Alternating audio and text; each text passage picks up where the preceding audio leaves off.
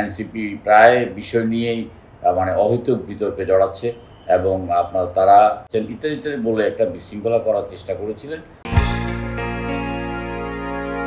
জাতীয় ঐক্যমত্য কমিশনের সাথে বিভিন্ন রাজনৈতিক দলের একাধিকবার মিটিং হওয়ার পরও যে সমস্ত বিষয়গুলো নিয়ে ঐক্যমত্য বুঝতে পারে নাই, সেগুলো নিয়ে তারা মানে আলাপ আলোচনা শুরু করেছে। প্রায় 16 থেকে 20টি বিষয় নিয়ে তারা আলাপ আলোচনা করবেন। ইতিমধ্যে একদিন আলোচনা করেছেন, তারপর ঈদের ছুটি হয়েছে। ঈদের ছুটির পরে আজকে থেকে আগামী বেশ কয়েকদিন টানা আলোচনা চলবে, সকাল থেকে সন্ধ্যা পর্যন্ত। আজকে 70 অনুচ্ছেদ নিয়ে আলোচনা হয়েছে। 70 অনুচ্ছেদে আস্থা ভোট এবং অর্থ বিলে সরকারি দল পক্ষে থাকবেন অথবা দলের পক্ষে থাকবেন সদস্যরা। এর পাশাপাশি আরেকটা প্রস্তাব এসেছে সংবিধান সংশোধন এবং বিশেষ জরুরি অবস্থা, যুদ্ধকালীন পরিস্থিতি এবং এই ধরনের কোনো সংকটে যেন আমরা সবাই এক থাকতে পারি, এই বিষয় নিয়ে আলোচনা হয়েছে। তার মধ্যে আপনার আস্থা ভোট এবং বাজেট পাস, এই দুটো বিষয়ে সকলে ঐক্যমত পোষণ করেছে। বাকিটা আপনার সংসদীয় আপনার যেই কমিটি আছেন ঐক্যমত্য কমিশন সিদ্ধান্ত নেবেন। পরবর্তীকালে আলোচনা হয়েছেন সংসদের নারী আসনের সদস্য সংখ্যা আপনার 50 থেকে বৃদ্ধি করে 100-তে করা হবে, এই ব্যাপারে সবাই একমত হয়েছেন। এবং পদ্ধতিটা নিয়ে বিভিন্নভাবে আলাপ আলোচনা হয়েছে, 4-5টা পদ্ধতি নিয়ে আলোচনা হয়েছে, কিন্তু কোনো ঐক্যমতে বসতে পারেনি। অনেক আলোচনা হয়েছে, পরে সিদ্ধান্ত হয়েছে এই বিষয়ে পরবর্তীকালে কথা হবে। এখানে মূলত ঘূর্ণায়মান পদ্ধতি, যেটা আসলে আমরা বুঝে উঠতে পারছি না। আর কেউ বলেছেন যে এখানে 100 আসনে সরাসরি ভোট হবে, তো আবার কেউ বলেছেন যে আনুপাতিক হারে রাজনৈতিক দলগুলো তাদের সংসদ সদস্য হিসাবে মনোনয়ন দেবেন, 100 আসন হোক, যত আসন হোক সেটাই আর কি।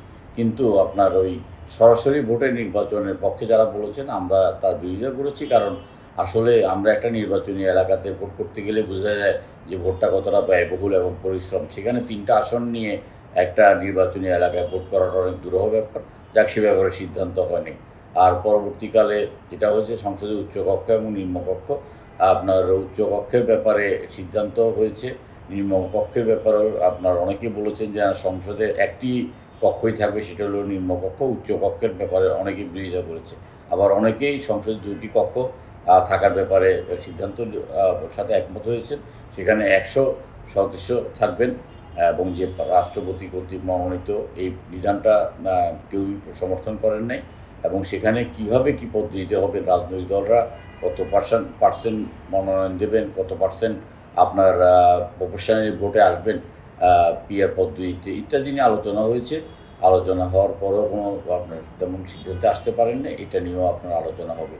আবার প্রধান বিচারপতি নিয়োগের বিষয়ে আজকে কথা হয়েছে। প্রধান বিচারপতি নিয়োগের ব্যাপারে এতদিন পর্যন্ত রাষ্ট্রপতির একচ্ছত্র ক্ষমতা ছিল, তিনি বাংলাদেশের যেই কাউকে প্রধান বিচারপতি হিসাবে নিয়োগ দিতে পারতেন।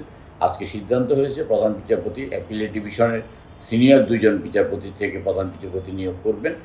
এই ব্যাপারে সমস্ত রাজনৈতিক দলগুলো একমত হলেও আপনার এনসিপি এবং কমিউনিস্ট পার্টি এটার সাথে দ্বিমত পোষণ করেছেন। তবে সেক্ষেত্রে আমরা বলেছি যে যেহেতু ঐক্যমত্য কমিশনের সিদ্ধান্ত সবাই একমত হবেন না, অধিকাংশ মতামতের ভিত্তিতে সিদ্ধান্ত নিতে হবে। তো এক্ষেত্রে আমরা দেখছি যে ঐক্যমত্য কমিশন কিছুটা আপনার সময় ক্ষেপণের দিকে যাচ্ছেন, কারণ এখানে আলাপ আলোচনা করে আপনার শতভাগ সিদ্ধান্তে কেউ আসতে পারবেন না, একমত হতে পারবেন না। আবার আপনার যেটা এনসিপি প্রায় বিষয় নিয়েই মানে অহেতুক বিতর্কে জড়াচ্ছে এবং আপনার তারা বলতে চাচ্ছে যে আজকে আমরা যারা আলোচনা করছি তাদের বাইরেও অনেক আছেন, তারপরে অনেক পেশাজীবী আছেন, অনেক আন্দোলনকারী আছেন, ইত্যাদি ইত্যাদি বলে একটা বিশৃঙ্খলা করার চেষ্টা করেছিলেন। আমরা কিন্তু সেটাতে আমরা কঠোর প্রতিবাদ করেছি এবং আমরা বলেছি আমরা আজকে প্রায় অগাস্ট মাসের পর থেকে আমরা যে রাজনৈতিক দলগুলো ধারাবাহিকভাবে আলোচনা করে আসছি, আমাদেরকে একটা সিদ্ধান্ত নিতে হবে। এখানে পেশাজীবীদেরকে ডেকে অথবা শহীদ পরিবারকে ডেকে এখানে সংবিধান সংশোধন সহ আপনার সংস্কারের ব্যাপারে সিদ্ধান্ত আসতে পারবে না। তো আগামীকালকেও আলোচনা চলবে, পরশুও চলবে এবং বলেছে যে প্রয়োজনে শনিবার দিন আলোচনা করবেন, রোববার আলোচনা করবেন। আমরা বলেছি আপনারা এটাকে দ্রুততার সাথে শেষ করেন।